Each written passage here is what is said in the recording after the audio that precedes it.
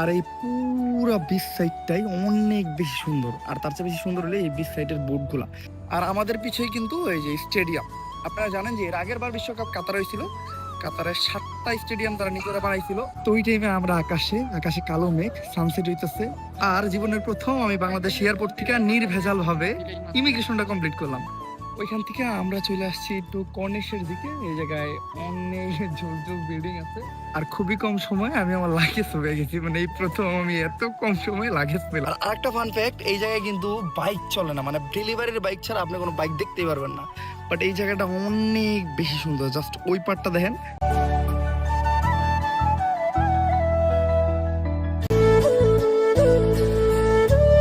আসসালামু আলাইকুম guys, welcome back to the new episode of my daily vlog. আশা করি সবাই ভালো আছেন। আসলে ডেইলি ব্লগ পেয়ে লাভ নাই, আমাদের ব্লগে মানে ডেইলি নাই, আমাদের ব্লগে হয়ে গেছে মান্থলি ব্লগ। আমি 1 মাস পরে ব্লগ দিতেছি। আর আজকের ব্লগটা অনেক স্পেশাল কজ। আজকে আমরা যেতেছি কাতার। কাতার যাওয়ার জন্য লাগেজ ব্যাগ গুছে উঠে গেলাম সিএনজিতে। এখন আমরা যাবো কাতার। না গাইস, সিএনজি দিয়ে কাতার যাবো না, সিএনজি দিয়ে যাবো মূলত এয়ারপোর্টে। আর আজকে ভাই প্রচুর পরিমাণ গরম।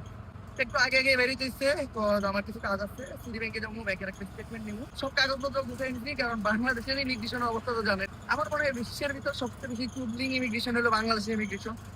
ওই দেশের ইমিগ্রেশনের যে আমরা যে পাড়াটা রাখাবো তার চেয়ে বেশি পাড়া খাবো এই দেশের ইমিগ্রেশন ক্রস করতে। আমাদের ফ্লাইট হলো 6টা 50-এর, বাইরে এসছি 1টা বাজে। অলমোস্ট 5 থেকে 6 ঘন্টা আগে। যাইতে অনেকটা সময় লাগবে, কারণ আমাদের বাংলাদেশের রাস্তাঘাটের অবস্থা তো জানেনি। দেন ওইখানে যাওয়ার পরও ইমিগ্রেশনের কত কাহিনী, এটা একমাত্র যারা দেশের বাইরে গেছে বা দেশের বাইরে যায় তারাই বুঝে। বাংলাদেশই হলো একমাত্র দেশ যে জায়গায় ঘোরাঘুরির ক্ষেত্রেও বড় একটা হ্যাসেল বহাইতে হয়। আর আমরা সিএনজি থেকে নাই না, আমাদের টুকটাক যেসব কেনাকাটা ওগুলো শেষ করলাম, ব্যাংকের কাজটা শেষ করলাম, বাদ বাকি সব কাজ শেষ করলাম। আর এই যে আমার ভাই, ভাই ডিউটি শেষ, ভাই এখন আমার এয়ারপোর্ট দিতে যেতেছে। আর ভাই কিন্তু শেরপুরের, ভাইয়ের সাথে আমার অনেকদিন ধরে সম্পর্ক। ভাই আমার বারবার শেরপুর যেতে হইতেছে, এমনকি শেরপুরবাসীও আমার বারবার শেরপুরে যাওয়ার জন্য পাগল করে লাইতেছে। শেরপুর যাবো, খুব তাড়াতাড়ি যাবো শেরপুর। আর শেরপুর থেকে কারা কারা আমার ভিডিও দেখেন অবভিয়াসলি তারা কমেন্ট করেন। আর অনেক অনেক সময় কয় ভাই শেরপুর আহেন নাকি, শেরপুর আহেন নাকি, শেরপুর আপনি বয়কট দেখে আহেন না নাকি। ভাই এমন কিছুই না, বাংলাদেশের এমন কোন জেলা নেই যে জায়গায় আমার বয়কট করে রাখতে পারবো। বলতে পারেন সর্বপ্রথম আমি বয়কট হয়ে গেছিলাম উত্তরবঙ্গের পঞ্চগড়ে। আর ওই পঞ্চগড়ে আমি সবার আগে গেছি। মালয়েশিয়া থেকে আইসা আমি ডিরেক্ট যে পঞ্চগড় যে আমার শুট নেই। তো ওই জায়গায় আলহামদুলিল্লাহ কেউ আমার বয়কট করে রাখতে পারে নাই। এমনকি ওই জায়গার যে আমাদের অডিয়েন্স বা সাবস্ক্রাইবার তারা আমার এত ভালোভাবে গ্র্যান্ড ভাবে বরণ করে নিছে, এটা বইলা কয়ে বোঝানোর মতো না। সেম শেরপুরের ক্ষেত্রেও হবে। শেরপুর যাবো, ঘুরবো, ঘাড়বো, ব্লগ করবো, ভালো আছো, অনেক এনজয় করবো, শেরপুরের সবার সাথে মিট করবো। তো কে কে চান যে আমি শেরপুর যাই তারা অবভিয়াসলি কমেন্ট করেন। অলরেডি আমরা টার্মিনালে আস্তে আস্তে প্রায় 3টা হয়ে গেছে, 6টা 50 আমার ফ্লাইট। এখন যে আবার বোর্ডিং ইমিগ্রেশন কমপ্লিট করতে হবে। আর একটা প্রশ্ন থাকতে পারে যে কাতার আমি কিসের জন্য যেতেছি। কাতার মূলত যেতেছি ঘুরতে, মানে ট্যুরে। আপনারা ব্লগ পাইবেন। তো অবভিয়াসলি আমাদের rider over always on fire চ্যানেলটা সাবস্ক্রাইব করতে হবে। তো কথা না বাড়ায় তাড়াতাড়ি ইমিগ্রেশন এন্ড বোর্ডিং কমপ্লিট করি, তারপর কথা বলি। তো আমরা এয়ারপোর্টে ঢুকে গেছি, মূলত ভালোই রাশ। এই প্রথম আমি মাস্ক ছাড়া এয়ারপোর্টে ঢুকলাম। তো ঢুকার পথে যারা গার্ড ছিল বা যারা ডিউটিতে ছিল সবাই আমাদেরকে কম বেশি চিনে, ছবি তুললাম। অ্যান্ড ওরা খুবই ফ্রেন্ডলি, খুবই হেল্প করলো। মানে কোনো যাই ঝামেলা ছাড়া ঢুকে গেলাম আর কি। তো এখন আমাদের যেতে হলো ইউএস বাংলার কাউন্টারে, এখান থেকে আমরা টিকিটটা সংগ্রহ করবো। আমি যদি শুনছি এখনো গেট ওপেন হয়নি, আমরা একটু আগে আগে আসছি। আগে আগে সাথে ভালো ভাই, যদি মনের বলে কোনো কাগজপত্র তুই আসি তাহলে এই টাইমের ভিতর আনা যাইব। যেহেতু একটু আগেই ঢুকছিলাম তাই আমরা একটু রেস্ট নিলাম। তারপরে আমরা আমাদের বোর্ডিং কমপ্লিট করলাম। আর বোর্ডিং এ হেল্প করছে আমার কাছে ভাই ব্রাদার ছিল এই জায়গায়।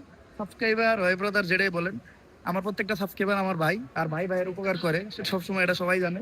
তো ভাইরা আমার 1 মিনিটের মাঝখানে বোর্ডিং শেষ করে দিচ্ছে। অনেক মানুষ ছিল বাট অনেক হেল্প করছে, এই জন্য থ্যাংক ইউ। এটাই আসলে পাওয়া, মূলত সব জায়গায় গেলে সবাই উপর থেকে আইসে একটা হেল্প করে, একটা সাপোর্ট দেয়, একটা ভালোবাসা দেয়, এটাই আসলে সব থেকে বড় পাওয়া। এখন আমরা আমাদের ইমিগ্রেশনটা কমপ্লিট করবো, কমপ্লিট করে ভিতরে যাই বসবো। আর জীবনের প্রথম আমি বাংলাদেশ এয়ারপোর্ট থেকে নির্ভেজাল ভাবে ইমিগ্রেশনটা কমপ্লিট করলাম। আজকের যে ইমিগ্রেশনের অফিসার ছিল অ্যান্ড মানে অফিসারদের হেড যে ছিল, দুইজনে খুবই ভালো। তাদের সাথে খুবই ভালো একটা কমিউনিকেশন হইলো। প্রথমে আমার পাসপোর্টটা আটকে দিয়েছিল, কজ এই টাইমে টুরিস্ট কেউই যায় না, আমি একমাত্র টুরিস্ট।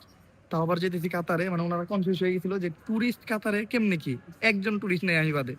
তাই পরে আমার ভিসাটা চেকিং এর জন্য পাঠাইছিল। দেন চেকিং এ গেলাম, অল ওকে। যখন শুনলো আমি ইউটিউবিং করি, ভিডিও করি, এর আগেও বেশ কয়েকটা বেশ ঘুরছি, তো উনিও বললো যে ভালো কাজ করতেছো, ঘুরো, তুমি ঘুরতেছো, আর্নিংও করতেছো, ভিডিও করতেছো, মানুষের দেখাইতেছো, এটা একটা ভালো কাজ, গ্রেট জব। তো ভালো লাগে আর কি, বড় বড় মানুষের কাছ থেকে যখন এইসব বিষয় আরো অনুপ্রেরণা পাই। মূলত এইসব সাইডের মানুষদের এমনই হওয়া উচিত, কারণ তাদের ব্যবহারটাই আমরা মনে রাখবো।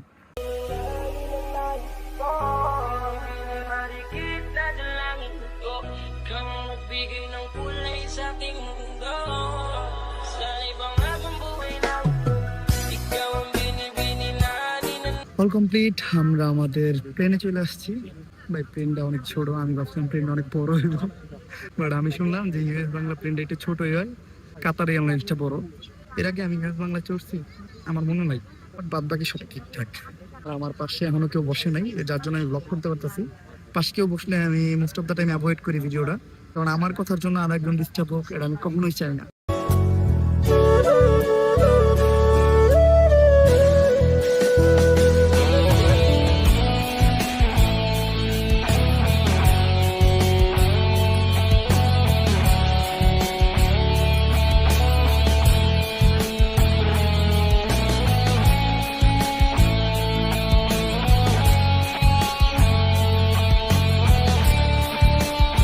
আলহামদুলিল্লাহ, we are safely arrived in Qatar. যাত্রাপথটা খুবই ভালো ছিল, আজকে আবহাওয়া একদম জোশ ছিল। প্লেনটা একবার ঝাঁকি পর্যন্ত খায়নি, সবই আল্লাহ তাআলার রহমত। তবে আমার ইউএস বাংলা সম্বন্ধে বড় একটা অভিযোগ আছে। ইউএস বাংলার সার্ভিস একদম থার্ড ক্লাস। কেন বললাম সেটা হইলো এই জায়গার কেবিন ক্রুদের ব্যবহার খুবই রুড। মানে প্লেনে দু একবার তারা ঝগড়া করতেছিল।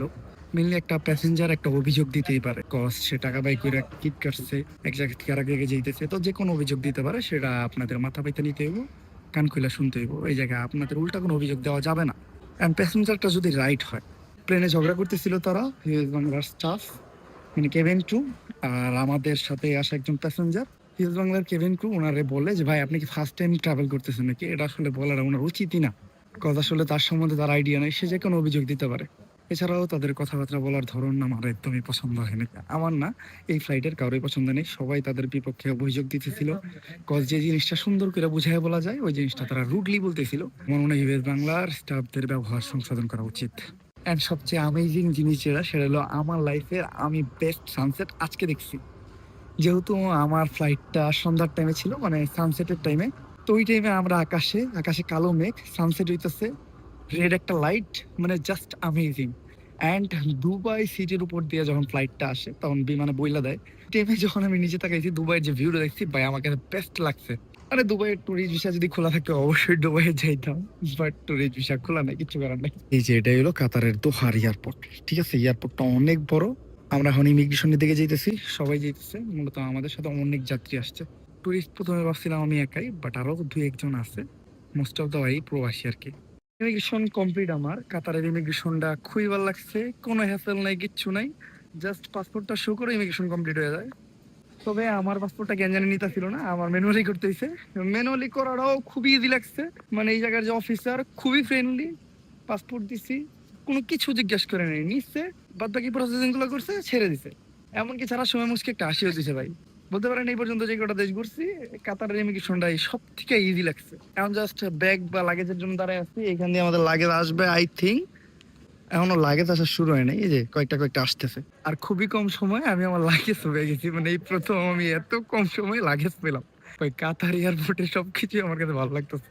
তবে এয়ারপোর্টটা পরিষ্কার পরিচ্ছন্ন, অন্য এয়ারপোর্টের মতো ওই রকম জাঁকজমক বা ওভার লাইটিং না, তবে জোস।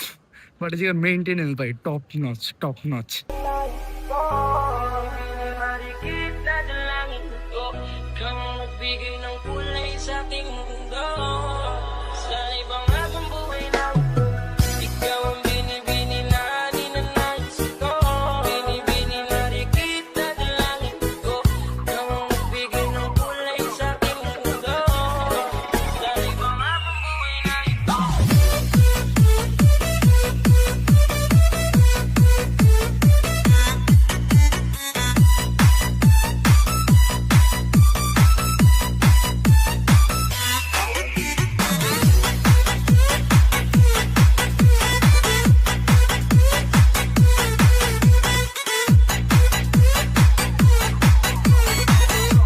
ইমিগ্রেশন কমপ্লিট করার পর আমরা গাড়িতে উঠি, গাড়িতে উঠে হালকা পাতলা খাওয়া দাওয়া করি, খাওয়া দাওয়া করে হালকা পাতলা ঘোরাঘুরি করি। তারপরে চলে আসি আমরা অল দোহা পোর্ট নামে একটা জায়গায়। আমি জানি না আসলে এই জায়গাটা এক্স্যাক্টলি নাম কি, বাট এই জায়গাটা অনেক বেশি সুন্দর। জাস্ট ওই পার্টটা দেখেন, মানে ফুললি লাইটিং করা বিল্ডিং এন্ড এই জায়গায় একটা, এটার কি কয়, ঝিল, নদী, সমুদ্র যেটাই বলতে পারেন আর কি, পোর্ট আর কি, একটা অনেক জোস। আর এই জায়গায় সব গাড়িগুলো দাঁড়ায় আছে, সবাই এনজয় করতেছে, লাইক কেউ জুস খেতেছে, কেউ বার্গার খেতেছে। খুবই জোস একটা সিনারি। আর এখন কাতার সম্বন্ধে আমি কিছু বলি। কাতার হইলো মিডল ইস্টের সব থেকে বড় লোক কান্ট্রি, হ্যাঁ। আর কাতার আমাদের বর্তমানে যে বিশ্বকাপ চলছে, হ্যাঁ, ওয়ার্ল্ড কাপ, ওইটা এর আগের বার কাতারেই অনুষ্ঠিত হয়েছিল। কাতার এই বিশ্বকাপটা অনুষ্ঠিত করার লেগে একটা পুরো শহরে সাজাই লাইছিল। মানে কাতারের যে কি পরিমাণ টাকা এটা শো করার লেগে ওরা পুরো শহরটাই জাস্ট একটা স্টেডিয়ামে বদলে দেয়। একটা স্টেডিয়াম, বেশ কয়েকটা স্টেডিয়াম ছিল, আমি উল্টাপাল্টা বা ভুলভাল বলতে পারি, আসলে আমি ফুললি ইনফরমেশন গুলো জানি না। এছাড়াও কাতারে অনেক কিছু আছে, ওগুলো আস্তে আস্তে আমরা ঘুরে দেখাবো। আপাতত আমরা পোর্টে আসছি, এনজয় করি, হাওয়া খাই, জুস খাই, দেন আমরা এখান থেকে লিভ করবো, হোটেলে যাবো, হোটেলে যাই ডিরেক্ট একটা রেস্ট নেবো। আর ওই সাইডেও কিন্তু একটা লেক আছে, আর লেকের পাড়ের বিল্ডিং গুলাও খুবই জোস, খুবই জোস। আর কাতারের একটা ইন্টারেস্টিং ফ্যাক্ট হলো, কাতারে জনসংখ্যা মাত্র 3 লাখ, বাংলাদেশি 4 লাখ, ইন্ডিয়ান 7 লাখ, পাকিস্তানি কত আছে আমি জানি না। মানে এটা একটা ইন্টারেস্টিং ফ্যাক্ট, কাতারের জনসংখ্যার থেকে বাংলাদেশি বেশি। তো বাংলাদেশি কে কে আমাদের সাথে দেখা করতে চান, অনেকে কমেন্ট করছিলেন, তারা অবভিয়াসলি এই ভিডিওর কমেন্টেও জানাবেন। দেন গাইস চলে আসি রুমে, আর রুমে এসে দিয়ে একটা ঘুম থেকে উঠলাম কিছুক্ষণ আগে। আর আজকে কাতার হলো আমাদের ফার্স্ট ডে। ডে বলতে পারবো না, কারণ অর্ধেকের বেশি ডে চলে গেছে। এখন বাজতেছে হইলো বাংলাদেশের 8টা 25, মানে এই দেশের 5টা 25। অলরেডি বিকাল হয়ে গেছে। মেইনলি কাতারে দিনের বেলা ঘোরাঘুরি করা যায় না, কাতারে এত বেশি পরিমাণ গরম আর এত বেশি পরিমাণ রোদ। যদি দিনের বেলা আপনি বাইরন, কালা হইবেন না, আপনি ডাইরেক্ট একদম জইলা পুড়ে যাবেন। সানগ্লাস ছাড়া বাইরে হলে না কিছু হয়ে দেওয়া যায় না, দেন মাথা ঘুরে। নতুন কেউ আইসা এই ওয়েদার সাথে মানায় নিতে পারবো না। তো একবার চিন্তা করেন, কাতারে আমাদের বাংলাদেশি যেসব প্রবাসী আছে, যারা দিনের বেলা টুকটাক কাজ করে আর কি, তারা কি পরিমাণ পরিশ্রম করে। তো এখন আমরা বাইরমু, কজ বিকাল হইতেছে, রোদটাও কমতেছে। রোদ আরো বেশ কিছুক্ষণ থাকবো, অলরেডি রেডি হয়ে গেছি। চলেন, মূলত আমরা বাসা থেকে বাইরে হয়ে একটা মলে আসছিলাম জার্সি কিনতে, আমার জন্য না, ফ্রেন্ডের জন্য। বাট এই জায়গায় জার্সির যে দাম, বা একটা জার্সির দাম 12, 15, 18 হাজার টাকা। এটা দেখে জার্সি আর কিনলাম না, চলে আসলাম বাংলাদেশ থেকে। ভাই আমি 3টা জার্সি নিয়েছি, একটা পর্তুগালের 650 টাকা দিয়ে কিনা, ব্রাজিলেরটা একটু দাম বেশি, আর্জেন্টিনাটা দাম কম, 400 না 450 টাকা। সাজ্জাদের জার্সি আমি নিয়েছি। তো আমি আর্জেন্টিনার সাপোর্টার না, তো ওই জার্সিটা আমার কাছে থাকার কথা ছিল না। এই মলটা আমার কাছে অনেক জোস লাগছে। মলের ভিতরে লাইক একটা রিভারের মতো ছিল, পানি নীল, বোট রাইড হইতেছিল ওই জায়গায়। এছাড়াও ভিতরে কৃত্রিম আকাশ তৈরি করা ছিল, মানে আপনি যদি একটু ভালো করে না খেয়াল করেন তাহলে বুঝতে পারবেন না যে এটা বানানো আকাশ, একদম আকাশের মতো লাগতেছিল। তবে মলের ভিতরে সিকিউরিটি ভিডিও করতে দেয়নি। আমার মনে হয় কাতারে অনেক জায়গা আছে যে জায়গায় ভিডিও করা অ্যালাউড না। যাই হোক, না করছে, আমি আর ভিডিও করি নাই, চাইলে করতে পারতাম। আর আমাদের পিছেই কিন্তু এই যে স্টেডিয়াম, আপনারা জানেন যে এর আগের বার বিশ্বকাপ কাতার হয়েছিল, কাতারের 7টা স্টেডিয়াম তারা নিজেরা বানাইছিল। ওই 7টা স্টেডিয়ামের ভিতর এই যে একটা স্টেডিয়াম আমাদের সামনে, স্টেডিয়ামের নামটা কি আমার ঠিক মনে নাই। আর এই যে একটা টাওয়ার, এই টাওয়ারের নামটাও ভাই আমি জানি না। যতটুকু শুনছি এই টাওয়ারটা নাকি কাতারের সব জায়গা থেকে দেখা যায়, অলমোস্ট সব জায়গা। আর কাতারে যতগুলো স্টেডিয়াম বানানো হয়েছিল, আমি যতটুকু শুনছি সব স্টেডিয়ামে খুলে খুলে দিয়ে দিছে। আমাদের বাংলাদেশেও নাকি একটা স্টেডিয়াম দেওয়ার কথা ছিল, পরে ওইটার কি হয়েছে না হয়েছে জানি না। যেহেতু বিশ্বকাপের টাইমে আসছি, এবার বিশ্বকাপটা যদি কাতারে হইতো তাহলে হয়তো কয়েকটা ম্যাচ ব্রাজিলে দেখে যেতে পারতাম। ভালো আছেন? যাক, আপনার থেকে ভালো লোকে দেখা গেছে। ভালো আছেন? হ্যাঁ, আলহামদুলিল্লাহ, আল্লাহ রাখছে। কাতারে তো আমাদের অনেক প্রবাসী ভাইয়েরা থাকে, তো চলতে ফিরতে দেখা হয়ে যায়। একটু আগে কয়েকজনের সাথে দেখা হয়েছিল, এখন একজনের সাথে দেখা হইলো। একটু পর পরে বাংলাদেশি দেখা পাইতেছি, ভালো লাগে। চলেন গাড়িতে চড়িয়ে আর একটা গন্তব্যে যাই। ওইখান থেকে আমরা চলে আসছি একটু কর্নিশের দিকে। এই জায়গায় অনেক জোস জোস বিল্ডিং আছে। এই টাওয়ারটা অনেক সুন্দর লাগে, দূর থেকেও সুন্দর লাগে, কাছে আসার পর অনেক সুন্দর লাগতেছে। আর এই যে আমার পিছনে টাওয়ারটা দেখতেছেন না, এইটা নিয়ে আমি একটা ইন্টারেস্টিং ঘটনা শুনলাম, যদিও এটা শেয়ার করতে পারবো না ওইভাবে। এই টাওয়ারটারে নাকি বাঙালিরা নাম দিছে ফুটকা টাওয়ার। এখন এটা একটু পার্সোনাল ফুটকা আর কি, পার্সোনাল বেলুন। মূলত এটার কি নাম হইতে পারে আপনারা নিজেরা একটু ইমাজিন করেন। মানে এটার আকার আকৃতি দেখা বাঙালিরা এই নামটা দিয়ে দিছে। মানে বাঙালি তো বাঙালি, লেজেন্ড ভাই, লেজেন্ড, দে আর গ্রেট। আর সামনে মূলত সমুদ্র, আমরা একটু সমুদ্রের সাইডে আসছি, ওই জায়গায় অনেক ইয়ট দাঁড়ায় আছে। দেন মানুষ জায়গায় গাড়িটা রেখা ওদিকে যে এনজয় করতেছে, ফ্যামিলি টাইম বা কোয়ালিটি টাইম স্পেন্ড করতেছে। কাতার আসার পর আমি যেটা বুঝতে পারতেছি, আমার মূলত রাত্রেই বের হওয়া হইব।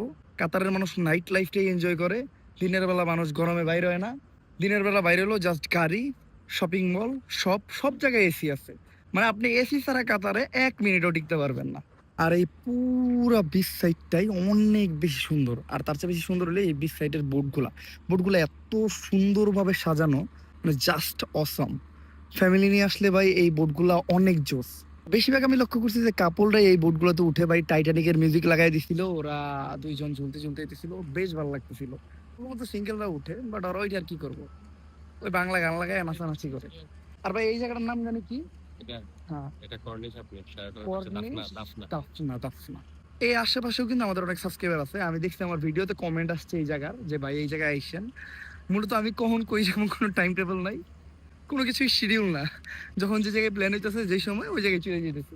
ওই পাশে আবার শেরাটন আছে, দেন এই যে এই সাইডের বিল্ডিং গুলো অনেক জোস। আর দাফনাতে অনেকটা সময় আমরা পার করলাম, দেন ওই জায়গায় অনেকটা টাইম আমরা রেস্টও নিলাম। লাইক ওয়ান টাইম চেয়ার আছে, চেয়ার নিয়ে বিচের পারে বইসা ওয়েদারটা উপভোগ করলাম। যদিও বাইরে গরম, প্রচুর পরিমাণ গরম, রাত নাই আর দিন নাই, মানে দিনের কথা তো বাদই, রাত্রেও শৈলে এত একটা বাজেভাবে গরম লাগে সেটা বইলা বোঝানোর মতো না। তবে আমি কাতার একদিনেই যতটুকু বুঝলাম, মানে এই জায়গায় যারা থাকে বাঙালি, যেমন এই যে ভাই আছে, আরো ভাইয়ের আছে, তাদের সাথে কথা বইলা, কাতার হইলো মধ্যপ্রাচ্যের সব থেকে সেফেস্ট কান্ট্রি।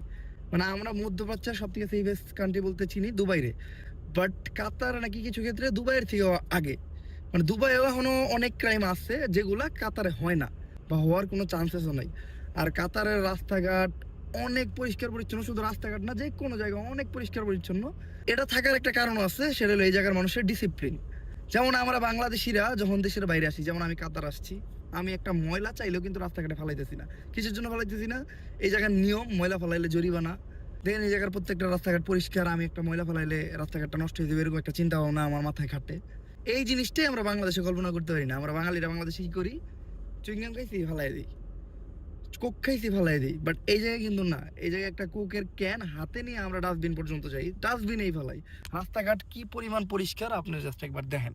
আর আরেকটা ফান ফ্যাক্ট, এই জায়গায় কিন্তু বাইক চলে না, মানে ডেলিভারির বাইক ছাড়া আপনি কোনো বাইক দেখতেই পারবেন না। আমি আজকে যে দিনে ঘুরলাম, দেন রাত্রে ঘুরলাম, কালকে আসলাম এয়ারপোর্ট থেকে, আমি হোটেলে গেলাম, জাস্ট ডেলিভারির বাইকগুলো দেখছি অ্যান্ড ডেলিভারি ম্যান দেখছি। এই দেন, জাস্ট এই ডেলিভারি ম্যান, ডেলিভারি ম্যান ছাড়া কিন্তু এমনি কোনো লোকাল হুন্ডা নাই। এটার কারণ হলো গরম, মানে গরমের পরিমাণ এতই বেশি, মানুষ গাড়ি ছাড়া, মানে এসি ছাড়া বাইরে আর চিন্তাও করে না।